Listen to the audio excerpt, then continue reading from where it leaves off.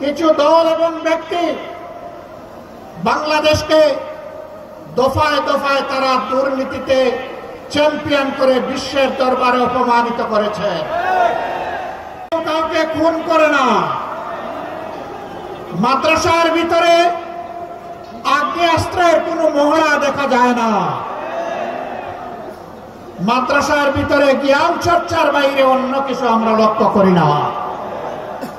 কিন্তু স্বাধীনতার 54 বছর আমরা দেখে এসেছি বাংলাদেশের সর্বোচ্চ বিদ্যাপীঠ ঢাকা বিশ্ববিদ্যালয় সহ অসংখ্য কলেজ বিশ্ববিদ্যালয়ে আমাদের সন্তানদের লাশ পড়েছে, রক্তে ভেসে গেছে, গাজার মদের আসর বসেছে, আমাদের মেয়েদের ইজ্জত দিয়ে টানাটানি করা হয়েছে,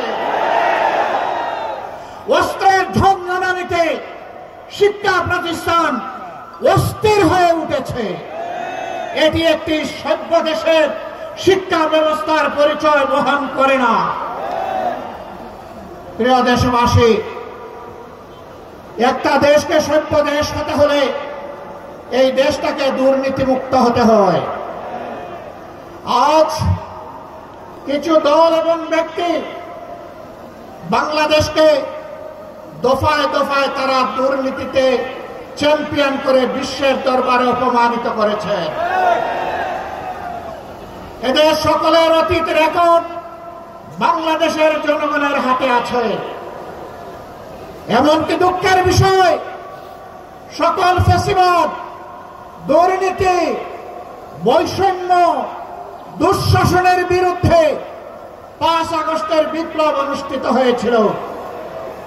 সেই বিপ্লবের পরের দিন থেকে একটা গোষ্ঠী নিজেদের কপাল কিসমত গড়ার জন্য বাংলাদেশের জনগণের উপর ঝাঁপিয়ে পড়েছে।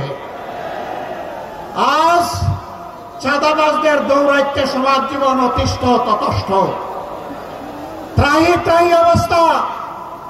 বিনিয়োগকারী, শিল্পপতি, ব্যবসায়ী, ক্ষুদ্র ব্যবসায়ী কেউ শান্তিতে নাই।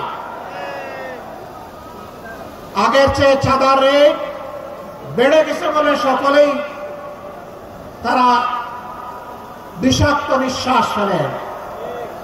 তারা বলেন আগেও ভালো ছিলাম না, এখন আরো খারাপ।